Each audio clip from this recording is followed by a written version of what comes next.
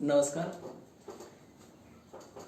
सगळं जग आज कोरोनाच्या आगीत होरपळत असताना ही आग विझवण्याचं काम प्रामुख्यानं करणारे आपले डॉक्टर्स, पॅरामेडिकल स्टाफ, नर्सेस, त्यानंतर शास्त्रज्ञ, सामाजिक नेते, राजकीय नेते यांना खरं तर मी पहिल्यांदा मनापासून धन्यवाद देतो. त्यांना मानाचा मी मुजरा करतो. आज खरं तर एका कीर्तनकाराच्या कथेची मला या निमित्तानं आठवण होते. त्या कीर्तनकारांनी एक कथा सांगितली होती की एका माणसाच्या पाठीमागे जंगलामध्ये एक वाघ लागतो आणि तो वाघ लागल्यामुळं हा माणूस जोराजोरात पळत असतो आणि पळता पळता समोर एक विहीर येते आणि त्या विहिरीला एक झाड असतं त्या विहिरीजवळ आणि त्या विहिरीच्या त्या झाडावर जाऊन तो लटकतो. लटकल्यानंतर तो खाली बघतो तर खाली ती विहीर कोरडी असते आणि त्या कोरड्या विहिरीला काही नाग तिथं बसलेले असतात. म्हणजे पाठीमागून वाघोबा असतो, खाली नागोबा असतात आणि हा ज्या फांदीला पकडतो त्या फांदीला एक मोहळ असतं आणि ते मोहळ त्या उडी मारण्यामुळं ते असं अस्ताव्यस्त होतं. ते मोहळ उठतं आणि त्या सगळ्या माश्या त्याच्या अंगावरती येऊन बसतात, त्याला चावा घेत असतात. आणि मग चावा घेत असताना त्याची परिस्थिती कशी आहे? पाठीमागून वाघोबा आहे, खाली नागोबा आहे आणि वरती मोहळाच्या माश्या चावतायत. परंतु ती फांदी हल्ल्यामुळं त्या मोहळाचा एक कांदा जो असतो तो कांदा हलतो आणि त्याच्यातून थोडं मध खाली टपकायला लागतं आणि मग तो मध चाखायला सुरुवात करतो. आज माणसाची परिस्थिती अशीच आहे. निसर्ग जसा माणसावर कोपलाय अशी परिस्थिती आहे. पण तरी सुद्धा माणूस हा प्राणी हार मानणारा प्राणी नाही. नक्कीच एक दिवस आपण सगळे मिळून या कोरोनावरती विजय मिळवणार आहोत. म्हणूनच मी पहिल्यांदा या डॉक्टरांना, शास्त्रज्ञांना आणि नर्स, पॅरामेडिकल स्टाफ, पोलिसांना मी मानाचा मुजरा करून आज फेसबुक लाईव्ह मध्ये मी बोलणार आहे. खरं तर आजच्या आपल्या कार्यक्रमाचा विषय हा आनंदी जगण्याचा लिटमस. खरं तर या काळामध्ये आनंदी जगण्याचा लिटमस सांगावं अशी परिस्थिती नाही. परंतु आज लोक घरामध्ये लॉकडाऊन झालेले, बंदिवान बनलेले आणि बंदिवान बनल्यामुळं लोकांसमोर भरपूर वेळ आहे. लोक व्हॉट्सअपवरती चॅटिंग करताना दिसत आहेत, लोक फेसबुकवरती दिसत आहेत, कुणी चित्रपट बघतंय, कुणी काहीतरी करतंय. म्हणूनच या माध्यमातून आपण लोकांपर्यंत पोहोचावं, त्यांना आपण काहीतरी थोडंफार आपलं जे तुटकं जे ज्ञान आहे ते आपण त्यांना सांगावं. स्वतःचं जगणं आनंदी कसं करता येईल याविषयी मार्गदर्शन करावं, ही खरं तर माझ्या मनात भावना आली आणि त्या भावनेतूनच मी आज तुमच्या सगळ्यांसमोर हे विचार मांडण्यासाठी मी इथं बसलेलो आहे. खरं तर मित्रांनो, आनंदी जगण्याचा लिटमस असा शब्दप्रयोग वाचल्यानंतर आपल्याला आठवतं आपण शाळेत 7वी 8वीला असताना लिटमस पेपर असायचा आणि तो लिटमस पेपर आम्ल आणि अल्क याची परीक्षा घेण्यासाठी वापरला जायचा. अनिता हे छोटस आपण ध्यानात ठेवलेलं सूत्र. त्या सूत्रातून काय समजायचं आपल्याला की आम्लामध्ये निळा लिटमस हा तांबडा होत असतो आणि मग हेच आपण आमदारीसाठी सुद्धा वापरू शकत होतो. आज आपल्याला जगत असताना, आपण आपलं जीवन व्यतीत करत असताना आपल्याला काही असे लिटमस पेपर आहेत का की जे लिटमस पेपर आपल्या आयुष्यामध्ये आपण आनंदी आहोत का, आपण आपल्या जगण्यामध्ये आपण खुश आहोत का, याच्यासाठी वापरता येतील का असा मी विचार केला आणि ते विचार करून हा विषय आज मी तुमच्या समोर मांडणार आहे. खरं तर मी याला आयुष्याची 4 चाकं समजतो जी आपल्याला आनंदी जगण्यासाठी फार गरजेची आहे. ही जी 4 चाकं आहेत ती 4 चाकं म्हणजेच मी 4 लिटमस पेपर समजतोय. तुम्हाला सगळ्यांना माहिती आहे की गाडी 1 चाकाची पण असते, एका चाकावरती पण गाडी चालू शकते, पण ती सर्कसीमध्ये चालते, तिला फार त्रास होतो, त्या आपल्यासारख्याला चालवणं थोडंसं जड जातं. 2 चाकाची सायकल असते, ती पण आपण चालू शकतो. 3 चाकाची गाडी असते, रिक्षा असते, टमटम असते, तिच्यातही बसून आपण प्रवास करू शकतो. आणि 4 चाकाची पण गाडी असते, त्या 4 चाकाच्या गाडीमध्ये बसून आपण वेगानं पुढे जाऊ शकतो. आपल्याला जर जगणं खरंच आनंदी करायचं असेल तर आपल्याला ही 4 चाकं जी आहेत आयुष्याची, जी महत्वाची आहेत, मी त्यांना लिटमस पेपर या नावाने संबोधतोय. तर ही जी 4 चाकं आहेत, तर ती 4 चाकं आपल्याला या ठिकाणी आपण शिकणार आहोत म्हणण्यापेक्षा आपण समजून घेणार आहोत आणि त्याप्रमाणे आपलं जीवन आपण बदलण्याचा, जगण्याचा प्रयत्न करणार आहोत. खरं तर या कोरोनाच्या काळामध्ये आपल्याकडे वेळ आहे. कोरोनानंतर आर्थिक विश्वामध्ये, सामाजिक विश्वामध्ये, राजकीय विश्वामध्ये खूप उलथापालथ होणार आहे. परंतु ही उलथापालथ होत असताना आपल्या जगण्याचा, आनंदाचा रेशो कुठं कमी होऊ नये म्हणून खरं तर या ठिकाणी मी हा विषय आज तुमच्या सगळ्यांसमोर मांडतोय. तर आपण बोलत आहोत आयुष्याच्या 4 चाकाबद्दल. आता पहिलं चाक अत्यंत महत्वाचं आहे, ते म्हणजे तुमचं आरोग्य. तुम्हाला सगळ्यांना माहिती आहे, शरीर माध्यम खलु धर्म साधनम. म्हणजे सगळ्या धर्मांचा मुख्य पाया कुठला असेल, म्हणजे आपण शरीर धर्म म्हणतो, हे जगातले धर्म वगैरे नाही.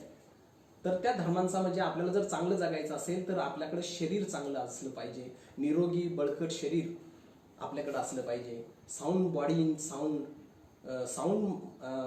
माइंड इन साऊंड बॉडी असं आपण म्हणतो, किंवा शरीर धड तर मन धड असं पण आपण म्हणतो. म्हणजे शरीर आणि आपलं आरोग्य ही आपल्यासाठी सगळ्यात महत्वाची गोष्ट आहे. मला तुम्ही सांगा, एखादा समजा मधुमेह झालेला माणूस आहे आणि त्याच्यासमोर तुम्ही काय ठेवलंय, गुलाबजामू ठेवले, लाडू ठेवले किंवा वेगवेगळे पदार्थ ठेवले, तो त्याचा आनंद घेऊ शकतो का? अजिबात नाही, घेऊच शकत नाही. कारण शरीर त्याला साथ देणार नसतं. किंवा एखादा एड्सग्रस्त प्राणी आहे, माणूस आहे, तर त्या माणसाला काय जगण्याबद्दल त्याच्या आशा आकांक्षा असतील, काय समजत असेल तो स्वतःला त्यावेळेला. किंवा जाऊ द्या, आजचाच महत्वाचा विषय कोरोना. कोरोनाग्रस्त माणूस काय विचार करत असेल, काय विचार करत असेल. आपण इथली दृश्य पाहिलेत, आपण बरेचसे दृश्य पाहिले की इथं पती पत्नी एकमेकापासून वेगळे राहताना दिसत आहे. म्हणजे आरोग्य जर नाही तर आपण काहीही मिळवलं नाही, किंवा आपण काहीही कमावत नाही, किंवा आपल्याकडे काहीच नाही. आपल्याकडे आरोग्य नाही, आपल्याकडे काही नाही. म्हणून आपलं आरोग्य चांगलं ठेवणं ही खरं तर आपली सगळ्यांची वैयक्तिक जबाबदारी. म्हणून साठी आपल्या आरोग्यासाठी सुद्धा मी आणखी 4 चाकं किंवा 4 वेगवेगळे लिटमस पेपर मी मांडणार आहे. तर ते 4 लिटमस पेपरने आपण आपलं थोडंसं मूल्यमापन करायचं. काय मूल्यमापन करायचंय की कुठल्या गोष्टीने आपण आपलं आरोग्य चांगलं आहे की नाही बघायचं, किंवा काय चांगलं असल्यानंतर आपलं आरोग्य चांगलं आहे. तर त्यातली पहिली गोष्ट मला तुम्हाला प्रामुख्याने सांगायला आवडते की तुमची झोप खूप महत्वाची. लवकर झोपे, लवकर उठे, त्याला ज्ञान, आरोग्य, संपत्ती, ज्ञान भेटे, किंवा early to bed early to rise is only the way to be healthy, wealthy and wise असं आपण म्हणतो.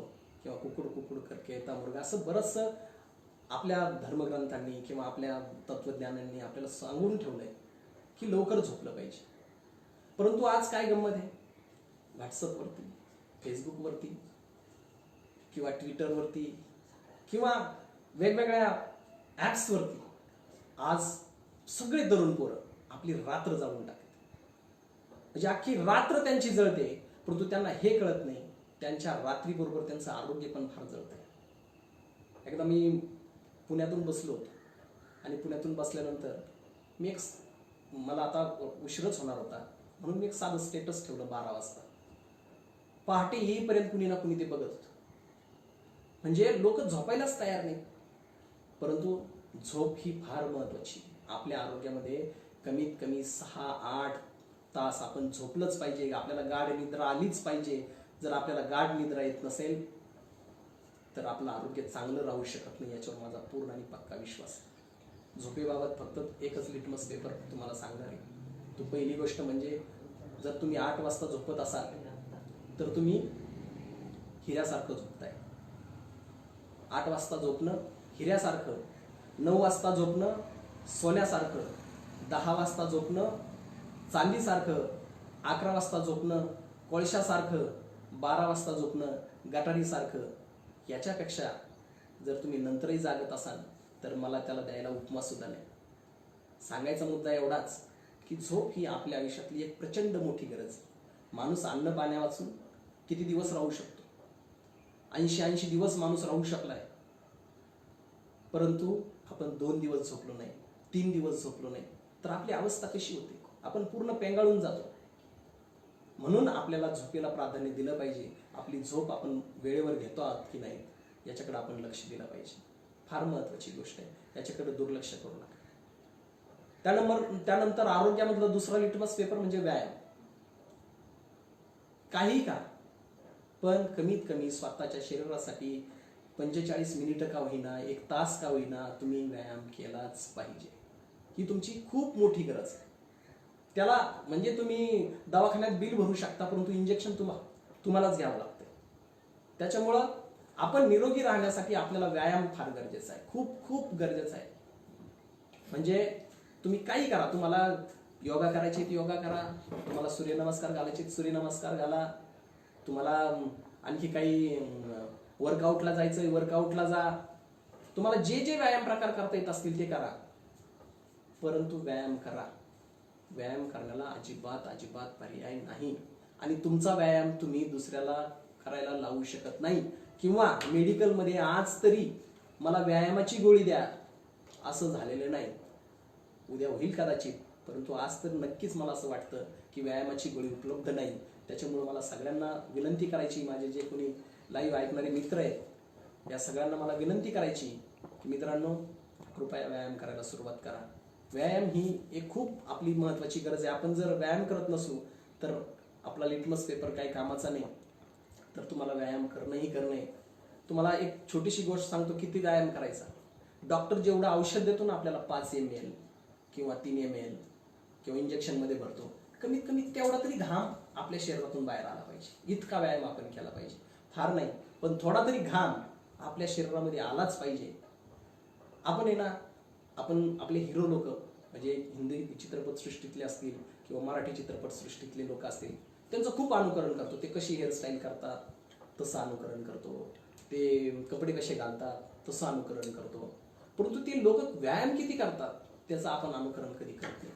मला एक प्रसंग आठवतो, मला सांगितलं पाहिजे तो प्रसंग. मी एकदा पाथर्डीमध्ये पाणी फाउंडेशनच्या एका कार्यक्रमासाठी गेलो होतो आणि त्या कार्यक्रमाला गेलो असताना मला त्या ठिकाणी आमिर खानला भेटण्याची खूप मोठी संधी मिळाली.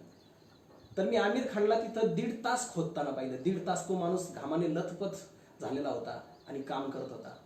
म्हणजे तुम्हाला जर चांगलं आपल्याला आयुष्यामध्ये आनंदी जगायचं असेल तर व्यायामाला पर्याय नाही म्हणजे नाही, अजिबात पर्याय नाही.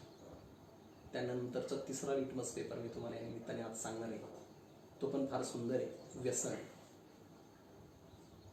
बघा, व्यसन माणसाची व्यसन असतं.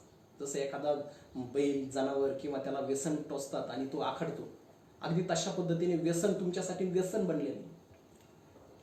तुम्हाला ती आखडून धरते, तुमच्या आनंदापासून तुम्हाला ती परावृत्त करते. पण आपल्याला ते तारुण्याच्या काळात आपल्या अजिबात लक्षात येत नाही. आमच्या शेजारी एक आजोबा राहत होते, त्यांची गोष्ट मला तुम्हाला सांगितलीच पाहिजे. वयोवृद्ध झालेले होते, त्यांना बिडी पिण्याचा नाद होता. आता गंमत अशी, बिड्या पिण्याचा नाद, वयोवृद्ध झालेले काम करू शकत नाही, मुलगा काही फार श्रीमंत नाही, सो परिस्थिती, आणि मग आता हे काम करू शकत नाहीत, मुलगा पैसे देऊ शकत नाहीत, मग यांचा कुणापुढं पण सरळा बिड्या पिण्यासाठी पैसे द्या, बिड्या पिण्यासाठी पैसे द्या. म्हणजे गंमत काय, तारुण्याच्या काळात आपण पैसा कमवत असतो, परंतु ज्यावेळेस आपण वृद्ध होतो त्यावेळेस आपण पूर्णपणे परावलंबी असतो आणि आपली व्यसनं मात्र त्यावेळेस आपण पूर्ण करू शकत नाही आणि त्याच्यामुळे आपला आनंद निघून जातो. म्हणून मित्रांनो, मला या निमित्तानं तुम्हाला हे पण सांगायचंय की नो ॲडिक्शन. अजिबात कसल्याही प्रकारचं व्यसन करू नका. या कोरोनाच्या काळामध्ये तुम्हाला ह्या गोष्टी शिकायला मिळाल्या असतील की आपल्याला आपलं खाण्याचं व्यसन मिळत नाही, व्यसनाचा तो पदार्थ, तलबीचा पदार्थ आपल्याला मिळत नाही म्हणून आपण किती बेचैन आहोत. आपल्याकडे सगळं आहे, परंतु ती तलबीची पदार्थ आपल्याकडे नसल्यामुळं आपण आता उदासीन झाल्यासारखं आपल्याला जाणवतं. म्हणून आनंदानं जगायचं आहे ना, तर पहिल्यांदा व्यसन सोडून द्या. व्यसनापासून मुक्त व्हा. जर तुम्हाला व्यसन मुक्त झाला तर तुम्ही नक्की नक्की आनंदी जीवन जगू शकता, असा माझा मनापासून एकदम मनापासून विश्वास आहे. आणि मी व्यसन सोडणाऱ्या सगळ्यांना मी इथून आजच शुभेच्छा देतो. सोडून टाका. व्यसनानं तुम्हाला धरलेलं आहे आणि तुम्ही व्यसनाला धरलेलं आहे, पण तुम्ही सोडू शकता. व्यसन तुम्हाला सोडू शकणार नाही, पण तुम्ही व्यसनाला सोडू शकता. तर तेवढी एक गोष्ट कृपया या निमित्तानं मला तुम्हाला सांगायची की सोडून द्या. आता आपण आरोग्यामधल्या चौथ्या गोष्टीकडे, चौथ्या लिटमस पेपरकडे येतोय. आणि तो चौथा लिटमस पेपर म्हणजे माझ्या मते राग. मी सगळं तुम्हाला हे जे सांगतोय ना, हे मी कुठं वाचलेलं वगैरे नाही, हे मी तुम्हाला प्रामाणिकपणे नमूद करतो. राग का? राग का बरं? रागाचा आणि आरोग्याचा काही संबंध आहे का? होय, आहे, नक्कीच आहे. मी एका न्यूरो सर्जनचं एक लेख आलेला होता, तो वाचला होता. तर त्याने असं लिहिलं होतं त्यामध्ये, म्हणजे मेंदूशी रिलेटेड जेवढे काही आजार असतील ना, तर ते सगळे आजार हे फक्त रागामुळे. लोक आपल्या रागावर कंट्रोल करू शकत नाही. हा राग ही एक नैसर्गिक प्रक्रिया आहे, तो प्रत्येकाला येणारच आहे, त्याच्याबद्दल दुमत नाही. परंतु रागावर विजय मिळवण्याचे अनेक मार्ग आजही आहेत आपल्याकडे. त्याचा शोध घ्या तुम्ही, आपल्याला कसल्या प्रकारचा राग येतोय. तुम्हाला सांगतो, एक आम्हाला सर होते शिकवायला, ते आता आपल्यात नाहीत, हयात नाहीत, पण त्यांना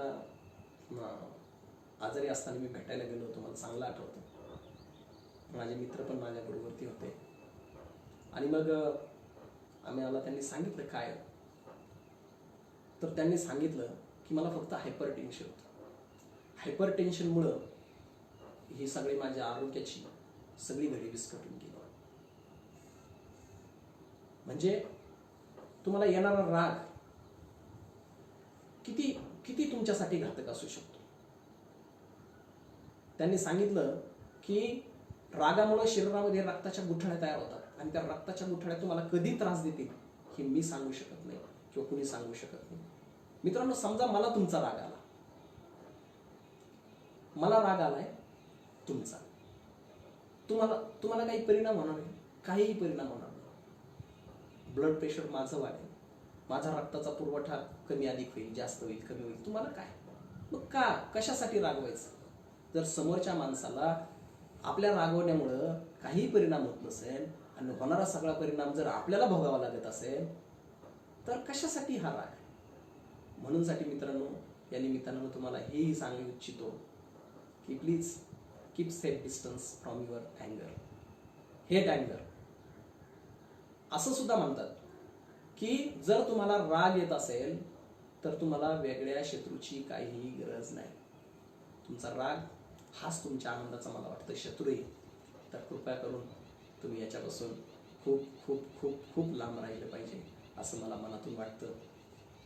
आणि तुम्ही राहाल अशी आशा या काळामध्ये मी तुमच्याकडून करतो. पहिलं चाक झालं आपलं. पहिलं चाक होतं आरोग्याचं. आरोग्य आपल्या सगळ्यांसाठी महत्त्वाचं आहे, खूप खूप महत्त्वाचं आहे. आरोग्य नसेल तर आपण आनंदी राहू शकत नाही. आता मी दुसऱ्या चाकाबद्दल बोलणार आहे, परंतु दुसऱ्या चाकाबद्दल बोलण्या अगोदर मी तुम्हाला एक छोटीशी गोष्ट सांगतो. साक्षरता वर्ग चालू असतात, तशी ही गोष्ट व्हॉट्सअप युनिव्हर्सिटीतून माझ्यापर्यंत पोहोचलेली आणि त्याच्यामुळं खरं खोटं काय याचं आज मी काही सांगू शकत नाही, परंतु त्याचा मतितार्थ फार छान आहे म्हणून मला तुम्हाला सांगायची इच्छा आहे.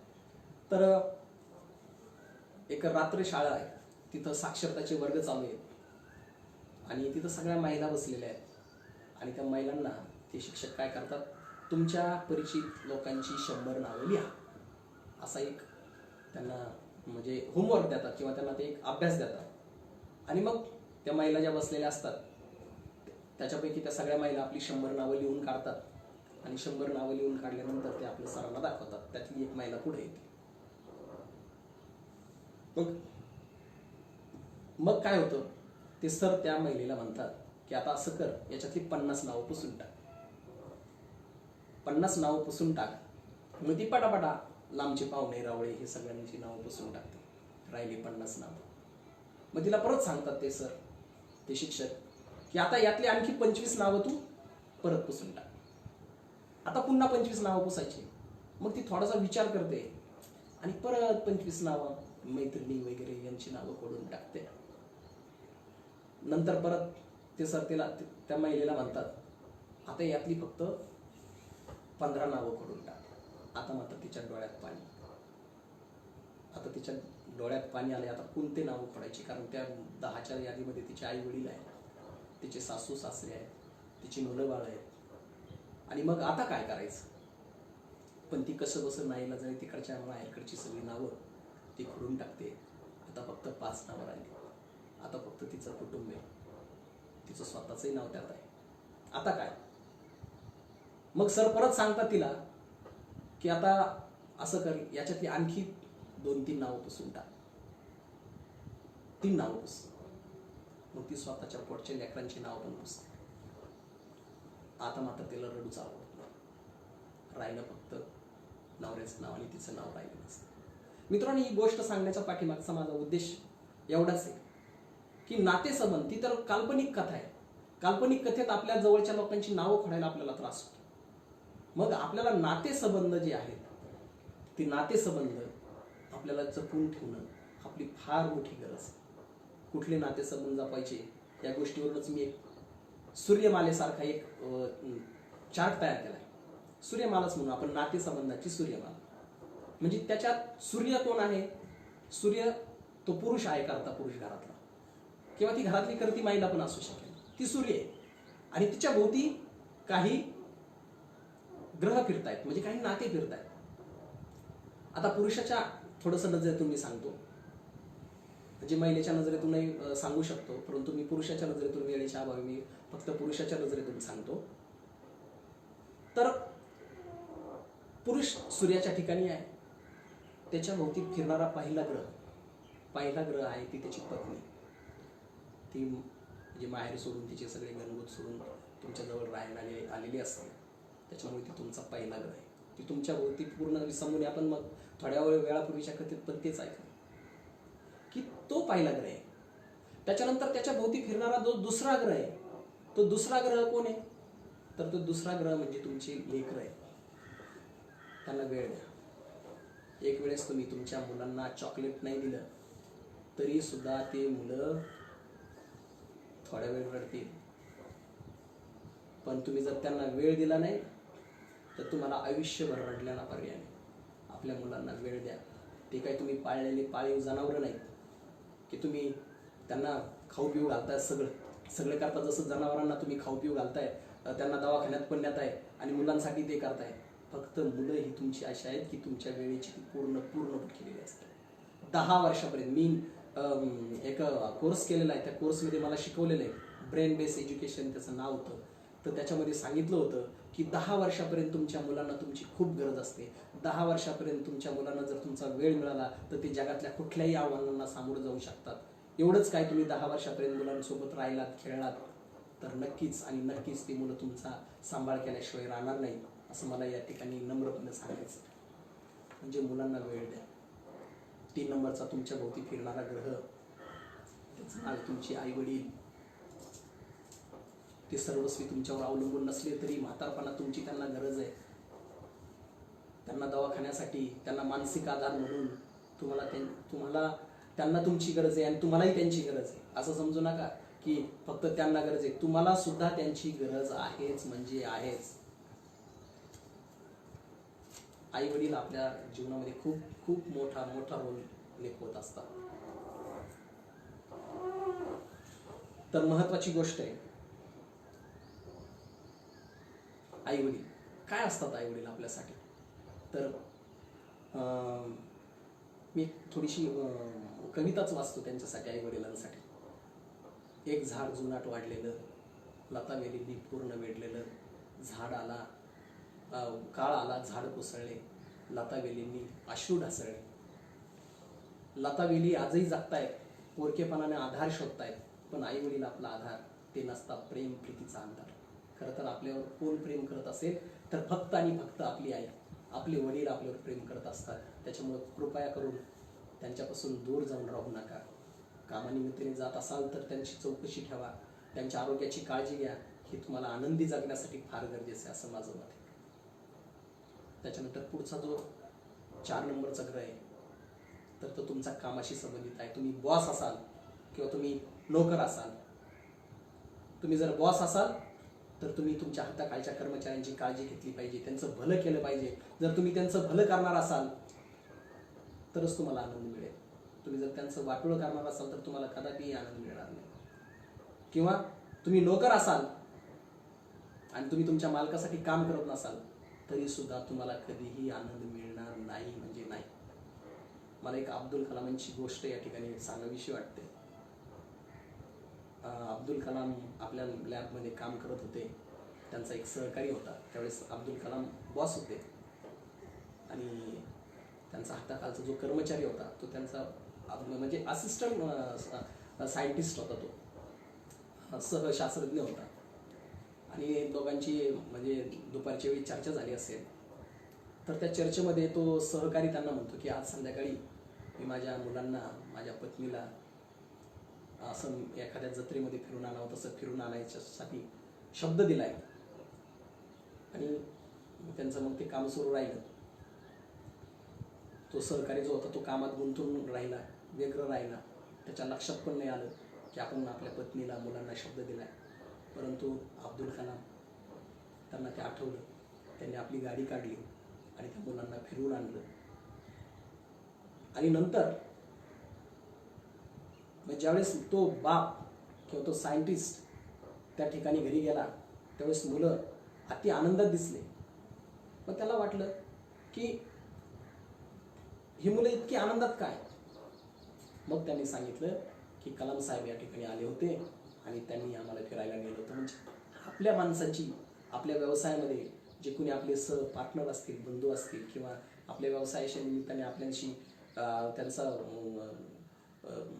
व्यवहार असेल तर ते जर व्यवहार आपण प्रामाणिकपणे पार पाडले तर मला असं वाटतं की आपले नातेसंबंध तर दृढ होतातच होतात, परंतु त्याचबरोबर आपलं आनंद अतिशय आपल्याला मिळतो. खूप मोठा आनंद त्याच्यातून मिळत असतो. हा एक लिटमस पेपर आहे. आपण आपल्या सहकार्याशी जर चांगलं वागत नसू तर मी सांगतो आजपासून वागा. खूप गरज आहे त्याची तुम्हाला आनंदी राहण्यासाठी, त्यांच्यासाठी नाही. तुम्हाला जर आनंदी राहायचं असेल ना तर तुम्हाला ते करावं लागेल. त्यानंतरचं 5वा ग्रह तुमचे भाऊ बहीण किंवा तुमचे मेवणे वगैरे हे 5 तुमचे पत्नीकडचे काही लोक किंवा तुमच्या घरातले काही वडिलांकडचे नातेसंबंध. हा 5वा ग्रह आहे की यांना तुम्हाला काय करावं लागणार आहे, जपावं लागणार आहे. त्यांना तुम्ही जपलं पाहिजे. त्यांना अडीअडचणीच्या काळात मदत केली पाहिजे, 100% मदत केली पाहिजे. आणि तुम्ही जर करत असाल तर तुमचं ते 5वा ग्रह, 6वा ग्रह तुमचे मित्र, ते पण तुमचे खूप महत्त्वाचे. मित्रांना सुद्धा तुम्ही वेळ दिला पाहिजे, कारण अडीअडचणीच्या काळामध्ये तुमचे मित्रच तुमचा खरा मार्गदर्शक असतात. म्हणूनसाठी मित्राला कधी दुय्यम लेखायचं नाही. कुठलाही मित्र असेल तर त्याच्याशी तुमचे सौहार्दपूर्ण संबंध असले पाहिजे. तुम्ही त्याच्याशी चांगले नातेसंबंध बनवले पाहिजे.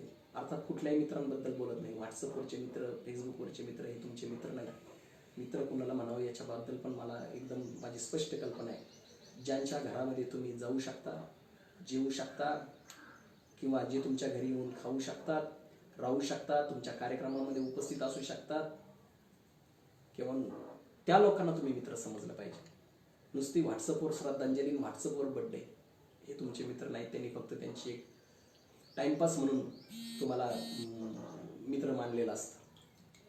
तुमच्या सुखदुःखाच्या काळात त्यांनी तुमच्याजवळ आलं पाहिजे, तुमच्याशी बोललं पाहिजे. हे लोक खरं तर तुमचे मित्र आहेत. 6व्यानंतर मी 7व्याकडे जातो. 7वं म्हणजे तुमचा समाज. तुम्ही ज्या समाजामध्ये असाल त्या समाजामध्ये काही प्रश्न असतात. त्या प्रश्नांना तुम्ही उचलून धरलं पाहिजे. त्या प्रश्नांसाठी तुम्ही काम केलं पाहिजे. त्याच्यासाठी तुम्हाला काही फार राजकारण करण्याचीच गरज आहे असं नाही, परंतु समाजाचे काहीतरी प्रश्न आपल्याकडून सुटावेत ही अपेक्षा आपण बाळगली पाहिजे. आणि आता मला वाटतं 9वा ग्रह म्हणजे तुमचे हे बाकीचे इतर जे असतील काय मित्र, व्हॉट्सअपचे, फेसबुकचे, ट्विटरचे, इंस्टाग्रामचे किंवा ह्या सगळ्या सोशल मीडियाचे जेवढे काही ग्रुप असतील त्यांचे ते रिलेशन्स, ते तुमचे हे सगळे म्हणजे तिकडं असू द्यात, काही फरक पडत नाही. परंतु पहिले जे 4 मी सांगितलेले होते ते तुमचे 4 लिटमस पेपर फार महत्त्वाचे. तुमच्या नातेसंबंधातले ह्या नातेसंबंधांना तुम्ही जपलं पाहिजे असं मला मनापासून वाटतं आणि तुम्ही ते जपावी. या कोरोनाच्या काळामध्ये तुम्ही ही भूमिका घ्यावी असं एक मला मनापासून या निमित्ताने वाटतं. आता मी पुढच्या घटनेकडे जाणार आहे. म्हणजे तिसरं चाक आपल्या आयुष्यातलं खूप महत्त्वाचं चाक आहे तिसरं, आणि ते तिसरं चाक आहे ते म्हणजे तुमचं चारित्र्य. हो, आपण इंग्रजीतूनच म्हणे बघा, if wealth is lost nothing is lost, but if character is lost everything is lost. तुमचं चारित्र्य जर तुम्ही संपन्न ठेवू शकले नाही तर समाज तुम्हाला कदापिही किंमत देणार नाही. समाजासाठी का होईना तुम्हाला तुमचं चारित्र्य जपणं ही जपणंच आहे. चारित्र्य, जेथे चारित्र्य तिथे पावित्र्य असं म्हटलं जातं. जर तुमच्याकडे चारित्र्य नाही तर तुमच्याकडे पावित्र्य नाही. मग तुम्ही काही करा, तुमच्याकडे किती पैसा असू द्या, तुमच्याकडे कितीही तुमचे चांगलं आरोग्य तुमचं चांगलं असू द्या, तुमचे नातेसंबंध चांगले असू द्या, पण तुमच्याकडे जर चारित्र्याचा अभाव असेल तर मी सांगतो या समाजामध्ये तुम्हाला कुणी सुद्धा किंमत देणार नाही. परस्त्री माते समान जाणं खूप खूप मोठी गोष्ट आहे. आपण आपल्या प्रतिज्ञेमध्ये पण म्हणतो की सारे भारतीय माझे बांधव आहेत, ब्रदर्स अँड सिस्टर्स. मग आपण या भावा बहिणींना आपण भावा बहिणींच्या नजरेतूनच पाहिलं पाहिजे. हे तर खरं मोठे चारित्र्य आहे. तुमचं जर चारित्र्य ढळलं तर तुमचे सगळे नातेसंबंध बिघडून जातील, आणि ते सगळे नातेसंबंध बिघडले की तुम्ही कदापि आनंदी होऊ शकत नाही. म्हणून चारित्र्य नेहमी तपासून बघायचं की आपलं चारित्र्य ठीक तर आहे ना, आपल्या चारित्र्यावर कुणी शंका तर घेत नाही ना, आक्षेप तर घेत नाही ना. तुम्ही कुठेही गेले तर तुम्हाला घरात या म्हटलं पाहिजे, तुम्हाला पाणी दिलं पाहिजे आदराने, तुम्हाला जेवा म्हटलं पाहिजे. नाहीतर बाहेरूनच तुम्हाला जर कुणी हाकलून लावत असेल तर समजून घ्या आपल्यामध्ये काहीतरी खोट आहे. त्यावेळेस आपल्या मनाला दुःख होतं आणि ते दुःख आपण असं सहज मिटवू शकत नाही. तर अशा पद्धतीने चारित्र्य सुद्धा एक खूप महत्त्वाचा भाग आहे. आता शेवटचा राहिलेला भाग, जो चौथा लिटमस पेपर, की त्याला मी सांगतो की पैसा असं म्हणतात. पैसा पाहिजे, पैसा पैसा हाच देव, तुझ्यापाशी जे असेल ते माझ्यासाठी ठेव असं आपण म्हणतो. खरंय, पैसा हा प्रत्येक गोष्टीसाठी लागत असतो. बायका पोरांचे सगळे हौस मौज पुरवायचे असेल तर तुम्हाला पैसा पाहिजे. तुम्हाला आई वडिलांचा दवाखाना करायचा असेल तर पैसा पाहिजे. तुम्हाला समाजाच्या काही सण उत्सव करायचे, साजरे करायचे असतील तर तुम्हाला पैसा पाहिजे. सगळ्या तुम्हाला पर्यटन करायचं असेल, काही करायचं असेल, दवाखान्यात जायचं असेल, काही गोष्टी करायच्या असतील तर तुमच्याकडे पैसा असला पाहिजे. तुमच्याकडे पैसा नसेल तर तरी सुद्धा तुम्ही आनंद या जगामध्ये उपभोगू शकत नाही. तुमच्याकडे असं म्हणतात ना, दात आहेत पण चणे नाही. चणे घेण्यासाठी सुद्धा तुम्हाला पैसे पाहिजे. म्हणूनसाठी पैसे असणं खूप गरजेचं आहे. परंतु एक म्हण आहे, म्हणजे ते अब्राहम लिंकन यांच्या पत्रातलं ते वाक्य असावं नव्हे आहेच, की कष्टानं मिळवलेला एक छदाम आयत्या मिळालेल्या घबाडापेक्षा श्रेष्ठ असतो. तुम्ही जे कष्टाने मिळवता ना, कष्टानं, तर ते खूप खूप महत्वाचं आहे. तुम्ही घामानं जे मिळवता ना ते खूप महत्वाचं आहे. आयतं मिळालेलं घबाड तुम्हाला धोका दे. एक चित्रपट आहे, मराठी चित्रपट, मला आवर्जून सांगा वाटतं या ठिकाणी. भाऊ कदमांची भूमिका असलेला तो चित्रपट आहे आणि नशीबवान या त्या चित्रपटाचं नाव आहे. तर तो भाऊ कदम सफाई कामगार असतो आणि सफाई काम करत असताना त्याला एका ठिकाणी म्हणजे थोडंसं गुप्त धन सापडतं. थोडक्यात तो तिथं जायचा आणि तिथून पैसे आणायचा. अत्यंत गरीब असणारा हा भाऊ कदम कसा वाहवत जातो पैशाच्या तालावरती आणि पैसा कसा कसा घात करतो ह्या त्या चित्रपटामध्ये अतिशय चांगल्या पद्धतीने मांडलेलं आहे. हे खरं आहे. मी म्हणत असतो खिशात छदाम तर तोंडात बदाम, किंवा मी असंही म्हणत असतो खिशात नोट तर तुपात बोट. परंतु मित्रांनो, तो पैसा तुमच्या इमानदारीचा, तुमच्या घामाचा, तुमच्या कष्टाचा असला पाहिजे.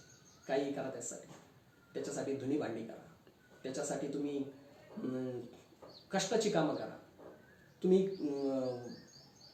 कसली कामं करा, म्हणजे ज्याला आपण म्हणजे कामाला जात नाही, धर्म नाही, काही नाही, कुठलीही कामं करा, परंतु त्याच्यातून तुम्हाला एक समाधान मिळालं पाहिजे की हा माझा कष्टाचा पैसा आहे. जर तुम्ही कष्टाचा पैसा मिळवत असाल तर नक्कीच तुम्हाला शांत आणि सुखाची झोप लागल्याशिवाय राहणार नाही. तुम्ही नोकरदार असाल तर आपलं काम प्रामाणिकपणे करा. आपलं काम जर तुम्ही प्रामाणिकपणे करत असाल तर तुम्हाला सुखाची शांत झोप लागेल.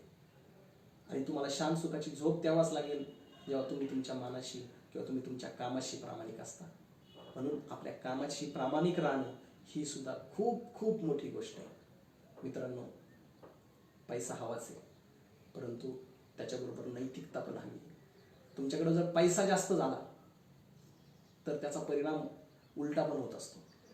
तुमची बायका पोरांबरोबरची रिलेशन खराब होऊ शकतात, तुमच्या आईवडिलांबरोबरची रिलेशन खराब होऊ शकतात, तुमचं चारित्र्य खराब होऊ शकतं, तुमचे भाऊ बहिणीबरोबरचे संबंध बिघडू शकतात, नातेवाईकांसोबत बरोबरचे सगळे संबंध बिघडू शकतात, तुमचं आरोग्य सुद्धा बिघडू शकतं. परंतु तुम्हाला जास्त पैसा होत असेल तर त्या पैशाचा उपयोग तुम्ही करायचा आहे कशासाठी? तर तुमच्या आरोग्यासाठी. एखादी गोष्ट महागडी आहे म्हणून ती घेऊन खाल्ली म्हणजे तुम्हाला फार आरोग्य मिळतं असं अजिबात नाही. तर तुमचं आरोग्य जपण्यासाठी तुम्ही त्याचा उपयोग करा. तुमचं नातेसंबंध जपण्यासाठी तुम्ही त्या पैशाचा उपयोग करा. तुमचं चारित्र्य सांभाळण्यासाठी तुम्ही त्या पैशाचा उपयोग करा. नक्कीच तुम्हाला आनंद मिळाल्याशिवाय राहणार नाही. जाता जाता फक्त एक छोटीशी गोष्ट सांगणार आहे आणि ती गोष्ट सांगून मी आनंदी जीवनाचा लिटमस हे माझं तोडकं मोडकं व्याख्यान किंवा तोडकं मोडकं लाईव्ह संवाद मी संपवणार आहे. एका आटपाट नगर होतं आणि त्या आटपाट नगरामध्ये एक अत्यंत आनंदी माणूस राहत होता आणि तो आनंदी माणूस खूप आनंद व्यक्त करायचा. कुठल्याही गोष्टीवर, कसल्याही गोष्टीवर तो आनंदी राहत असे. मग त्याच्या या आनंदाची वार्ता त्या आटपाट नगरच्या राजाकडे गेली आणि राजाला कळलं की आपल्या राज्यामध्ये एक माणूस आहे की फार आनंदी राहतो. आणि मग राजाच्या अंगाचा तिळपापड झाला, नाही, माझ्यापेक्षा कुणीही आनंदी राहता कामा नये. आणि म्हणून त्याने मंत्र्यांची सभा बोलावली आणि सभा बोलावल्यानंतर त्या सभेत त्यांनी तो प्रश्न उपस्थित केला आणि एक मंत्री म्हटला, त्यात काय एवढं, मी त्याला उद्याच दुःखी करून दाखवतो. हो का? नाही, ठीक आहे. मग दुसऱ्या दिवशी ज्याने ते विडा उचललेला होता किंवा ज्याने चॅलेंज स्वीकारलेलं होतं तो मंत्री त्या सुखी माणसाच्या घरी गेला. त्यावेळेस तो सुखी माणूस कुठेतरी कामावर गेलेला होता आणि त्या माणसाच्या घरात त्याने 99 मोहरा भरलेला एक हंडा त्याने घरात ठेवला आणि तो निघून गेला म्हणण्यापेक्षा तो तिथंच कुठेतरी लपून राहिला. तो बघत होता आता याची गंमत किंवा मजा. मग तो सुखी माणूस आला घरामध्ये आणि त्याला ते दिसलं, 99 मोहरात ठेवलेला तो हंडा दिसला. तो खूप आनंदी झाला. तो आधीच आनंदी होता, तो आणखी आनंदी झाला. मग त्याने काय केलं, नाही, आपण ह्या मोहरा मोजू. आणि मग तिने एक मोहरा मोजली, 1 2 3 4 5 6. पण त्या मोहरा 99 भरल्या. 99 मोहरा भरल्यानंतर त्याने पुन्हा मोजायला सुरुवात केली. नाही, या मोहरा मला देवाने पाठवलेल्या असाव्यात आणि देवाला काही मोजता येत नाही का? ह्या 100% 100च मोहरा असल्या पाहिजे. आणि म्हणून त्याने त्या मोहरा मोजायला सुरुवात केली, 1 2 3 4 5 6. पण त्या 99च भरायच्या. मग तेव्हा बेचैन झाला. मग त्याने ठरवलं, जाऊ दे, 99 आहेत ना, मी एक तरी मोहर कमवून दाखवीन, मी एक तरी मोहर मिळवून दाखवीन, असं त्याने मनाशी निर्धार केला. आणि तेव्हापासून तो मोहराच्या नादात लागला आणि तो दुःखी बनला. मला ही गोष्ट सांगण्याचा पाठीमागचा उद्देश हाच आहे की परमेश्वरानं तुमच्याकडे काहीतरी 99 गोष्टी चांगल्या दिल्या. त्या 99 चांगल्या गोष्टी तुम्ही शोधून काढा. आता तुमच्याकडे कोरोनाच्या काळात मोकळा वेळ आहे. त्या कोणत्या चांगल्या गोष्टी परमेश्वराने तुम्हाला दिल्या, त्या दिलेल्या गोष्टींची एक यादी बनवा आणि त्यांच्यामध्ये आनंदी राहा. ज्या गोष्टी नाहीत त्याच्यासाठी अजिबात दुःखी होऊ नका, असं या ठिकाणी मला तुम्हाला नम्रपणे सांगावंच वाटतं. फक्त जाता जाता मी फक्त एकच सांगणार आहे की या बोलण्याच्या नादात माझ्याकडून काही जास्त बोललं गेलं असेल किंवा नकळत काही माझ्याकडून चुका झाल्या असतील तर तेव्हा तुम्ही सगळ्या मित्रांनी माझ्या पदरात घ्याव्यात अशी एक विनंती या निमित्तानं मी करतो. आणि मी या ठिकाणी माझ्या आनंदी जीवनाचं लिटमस या कार्यक्रमाला पूर्णविराम देतो. धन्यवाद.